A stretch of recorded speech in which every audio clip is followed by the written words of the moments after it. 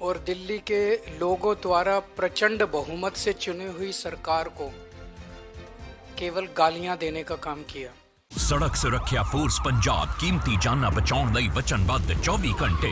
सिर्फ एक साल विच सड़क हादसियां विच होण वालियां मौतां विच लगभग 50% ਦੀ ਕਮੀ आई है।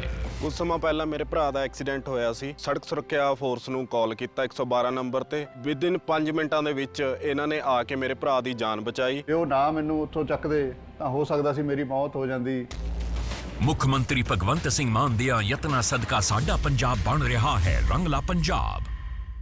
पिछले 5 साल के अंदर इन लोगों ने झुग्गियां तोड़ तोड़ के 2,78,796 लोगों को बेघर कर दिया।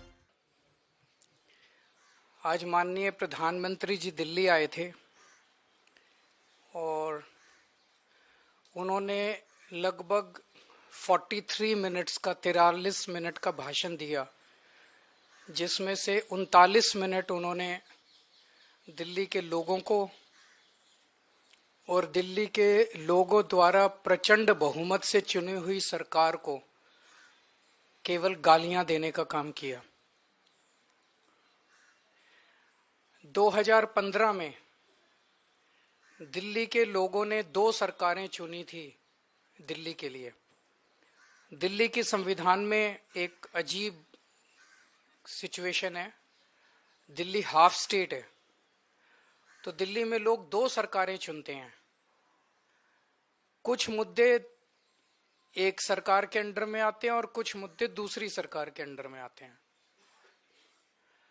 तो दिल्ली में 2015 में लोगों ने 2 सरकारें चुनी थी, केंद्र सरकार बीजेपी की और दिल्ली सरकार आम आदमी पार्टी की। उसको अब 10 साल हो गए। इन 10 सालों में आम आदमी पार्टी की दिल्ली सरकार ने क्या क्या काम किए, आज अगर आप मुझे बताने के लिए बोलें तो शायद मुझे 2-3 घंटे भी कम पड़े। इतने काम किए, इतने काम किए, इतने काम किए।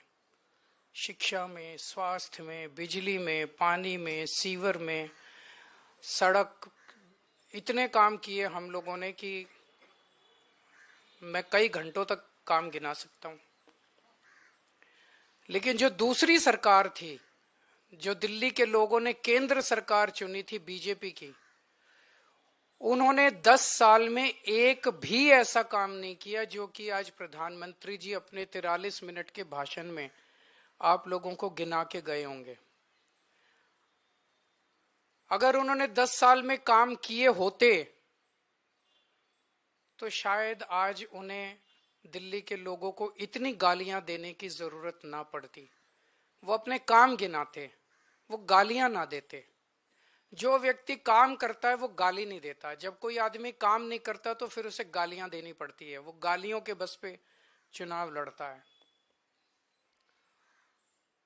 2020 में प्रधानमंत्री जी ने दिल्ली के लोगों से कई वादे किए थे। 2020 के विधानसभा चुनाव में भी आए थे। ये बीजेपी का संकल्प पत्र है। इसमें कई सारी बातें लिखी हुई है। इसमें प्रधानमंत्री जी कह के गए थे 2020 में, साफ साफ इसमें लिखा है 2022 तक दिल्ली में सब लोगों को पक्के मकान दे दिए जाएंगे। ये इस संकल्प पत्र में प्रधानमंत्री जी ने बोला, 2020 में बोला उन्होंने। 2022 तक दिल्ली में सब लोगों को पक्के मकान दे दिए जाएंगे। 2020 से लेके 2025 तक आज प्रधानमंत्री जी 1700 मकानों की चाबी देके गए हैं। इसके पहले कालका जी में 3000 मकानों की चाबियां दी थी, तो मोटे मोटे तौर पे 4700 मकान बनाए हैं 5 साल में।